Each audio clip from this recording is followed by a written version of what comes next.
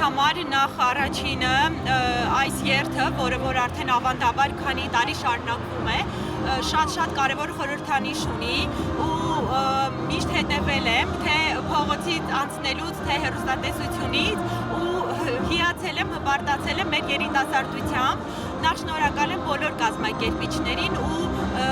հիշատակի օրը յուրաքանչյուրս պետք է հարգենք նաև տարվա 365 օրը, մանավանդ ապրիլի 24-ի վերաբերյալ կարող եմ ասել, յուրաքանչյուր հայ, ով իրեն համարում է զտարյուն իսկական հայ քրիստոնյա, պարտավոր է թե 23-ին, թե ապրիլի 24-ին լինել, թե այստեղ մեր միասնական հայերի կողքին, թե Ծիծեռնակաբերդում։ Ես կարծում եմ, որ այս խորհրդանիշը ավանդաբար պետք է շարունակվի սերնդե-սերունդ ու ինձ թվում է հենց այդպես էլ շարունակվում է։ Որն է պահանջը։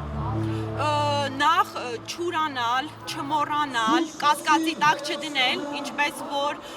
այս իշխանություններն են կասկածի տակ դնում, թե եղել է ցեղասպանություն, իրենց պլյուս մինուսներով, հաշվումներով, արդյոք զոհեր եղել են, սպանվածներ եղել են։ Ես կարծում եմ չուրանալը եւ պարտադիր ճանաչումը։